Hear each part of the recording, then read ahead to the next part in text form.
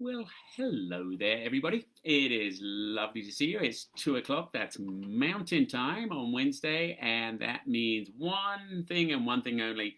Yes, it is time for Make Stories Matter with Matthew Taylor.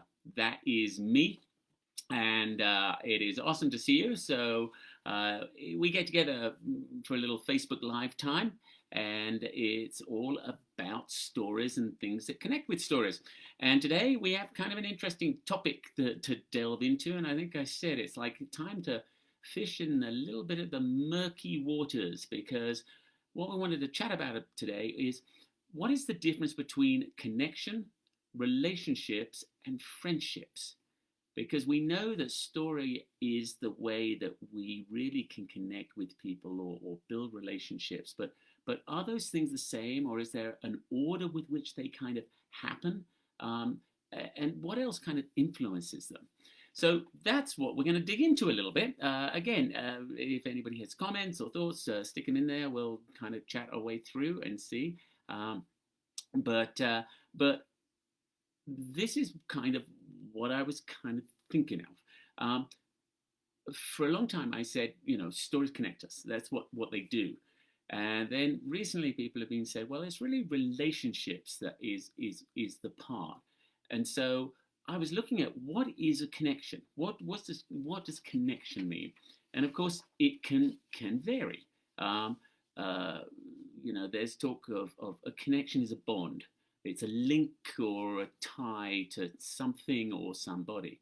And of course, there can be connections between, say, numbers or connections between words. But what we're really looking at on all of this, and especially when I'm talking about story, I should always kind of make sure people understand the majority of the world I spend in a story is personal narratives.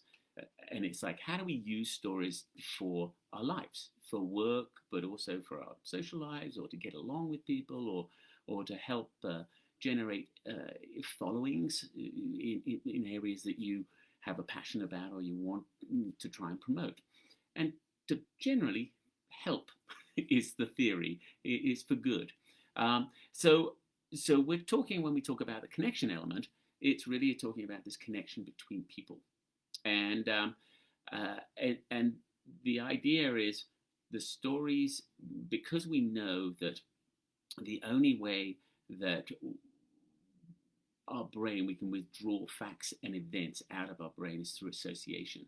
So when we share a story, what happens is it triggers the brains. And I'm a big fan of what I call real world tests, which is if you see it happening around you, perhaps it's worth paying attention to. So the fact that there's this connection, another way of saying that would be cross connections, is how we kind of pull information out of a long-term memory. So when somebody shares a story with you, what invariably happens is you're like, oh, that reminds me of this, and then you share yours. And why is it so important to share yours? Now, we've got Thanksgiving coming, and this is the perfect time to see this all happening. It's because the story that comes out of your long-term memory is about you and or me. And if it's about me, I'm interested. It's relevant. And so this is that big part of how we can connect and we can bond. So it's finding that little connection. So the connection's one element, but really it's the relationship is that we're shifting towards. And then, of course, that relationship is like, what are the different types of relationships? So I was in King Soopers shopping just recently. And so I dashed off, left the house, zipped over there, I ran in, I grabbed a couple of bags because I didn't want to use the plastic bags in the stores, and so I grabbed a couple of bags, went and got my groceries, showed up at the line, and I realised I had a heck of a lot more bags or a lot more groceries than would really probably fit into the two bags, and so the cashier kind of greeted me. It was just a, hey, whatever, King Superstar, done, good there, and he just starts ringing everything up, and he did everything incredibly professionally, absolutely efficiently, and that was about it. It was just he was going around his job. And then I grabbed my two bags and I went down the end, and there was a bagger. And there we are, and we're masked up and all the rest of it. And so I looked at the bagger, and while smiling through my mask, I was like, I'm going to need all of these groceries to fit into these two bags. There it is. And I put it down there, and he kind of grinned. And then the things started, the groceries started to trundle down the little conveyor belt and pile up. And he went to work. And he totally took the challenge on, which I was like, that is so cool. And it was just like, and he was placing everything and dropping it down, turning it around, and making sure, and packing everything into there. And I was like, oh, looks like you, the world champion of Tetris or something. It was like, pumping all in. And he did an amazing job. So the guy finished up bringing my stuff up, and I put the credit card in. He gave me the receipt, and it was it. And I went on down to the guy, and I looked, and he had done all the bags perfectly packed, like packed in there. And all I needed was one plastic bag for the last couple of bits or something like that. So I looked at him, and I just said through my mask, I was like, you know, your superlative packing has not gone unnoticed, and I'll be sending you your certificate in the mail. And that's all I said. And he could see him grin back through his mask as well. And I grabbed my bags, and we put her away. So that was it.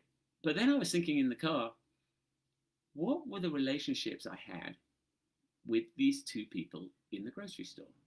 The cashier and the guy checking the bag, packing the bags. And I realized the one I had with the cashier was purely transactional. He did everything right. But we didn't volunteer any other information. There was just no emotion or anything really. It was just a transactional moment. The bagger, on the other hand, was a completely emotional relationship in that kind of split second. Not only did he do his work, but there was this task, and we really didn't chat a lot. We don't know each other's names or anything, and we certainly weren't friends.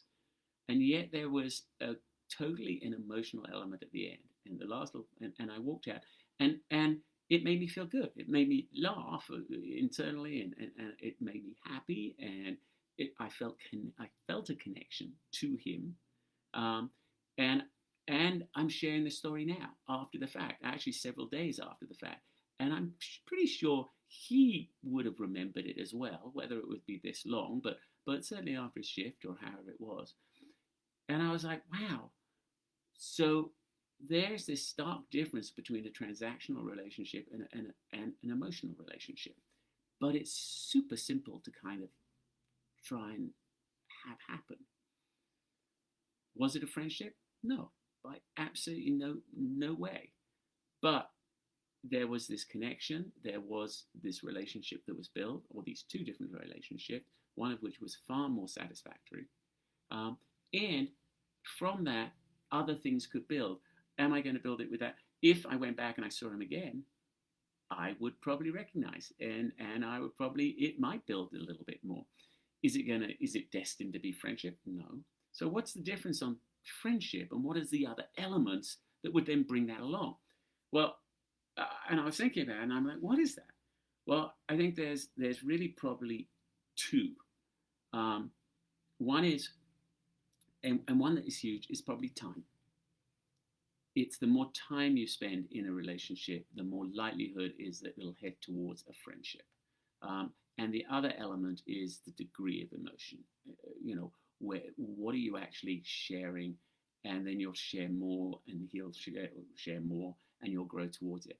But I think time is always that element that is kind of intriguing to us. I mean, if you have time, but by having an emotional relationship quickly, I think what you do is you expand the time that you have with somebody. And I know I've worked quite a lot on sales with salespeople, and they're like, well, I have to go in and do this pitch. I have to go in, and I only have a very short time, and they're always busy, and they never really want to speak to me necessarily because, I'm a salesperson and all the rest. And so they jump straight to business. And I'm like, almost certainly, I think that's the wrong thing to jump to, because you then just try and run it all out as quick as you possibly can, and you're gone. Whereas you go the other way, and if you share a little bit about yourself, you may get that moment of connection that actually becomes a relationship. And as opposed to a salesperson giving his sales shtick and a purchaser sitting there having to listen to it, is probably transactional. And if you do the other route, you might hit where it becomes emotional. And what that does is elongate the amount of time you can have with that person. And that is probably the key part. I remember doing a talk to the taxation professionals of America out in Michigan, and I was like, oh, here we go, storytelling, and I can chat to this guy Paul beforehand, and we'd just been talking about stuff, and he kept saying to me, he was like, well, how do you connect? Because I'm super good at what I do on the taxation side of it and all the rest.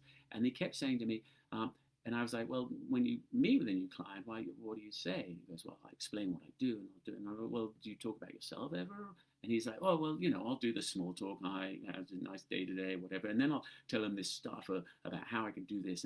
And it's basically the big talk. And I realized at that time, you know what? I truly believe that the big talk is the small talk.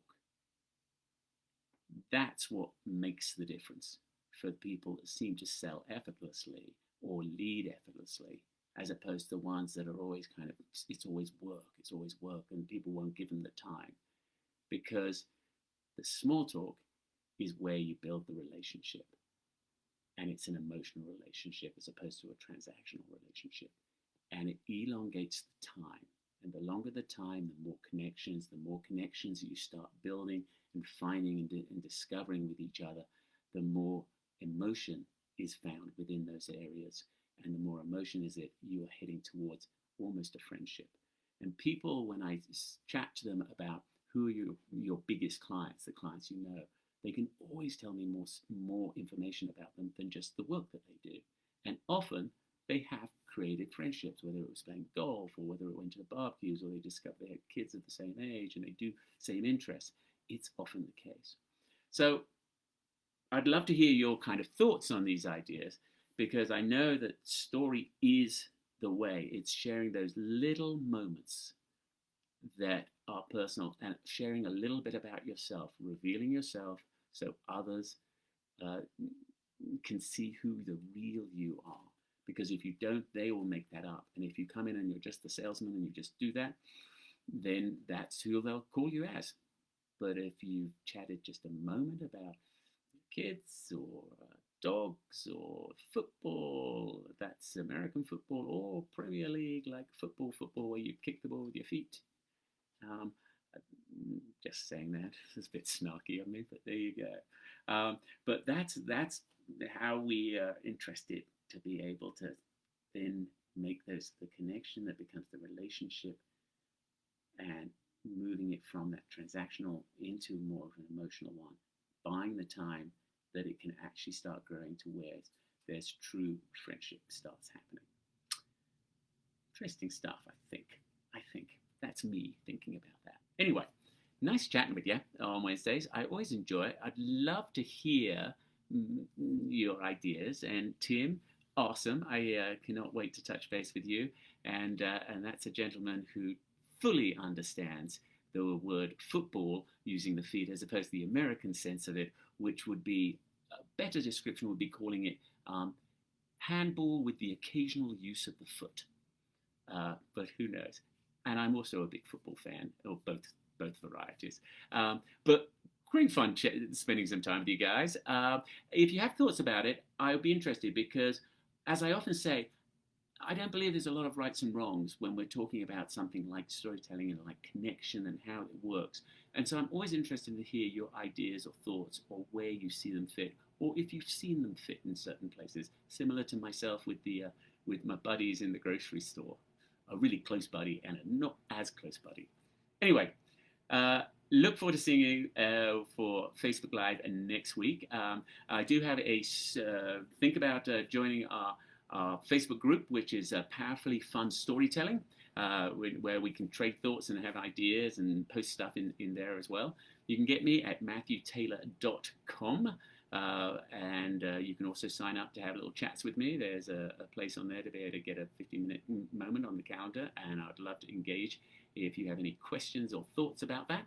And other than that, I will see you guys next week. Please spread the word. As always, it would be lovely to like and share and do all those important things that happens on social media. They fall off off my lips as if I know exactly what they're all about, but I am working my way through it all. Anyway, have a great rest of your Wednesday. I look forward to seeing you next Wednesday on it, and hopefully before that. Have a wonderful one, and have an amazing Thanksgiving. I will be doing one from there, but I am heading off to LA, so I will be doing Facebook Live from the City of Angels next week. And I'm not quite sure what I'm going to be chatting about there, but I'll let you know as we come up. Take care, guys. Bye.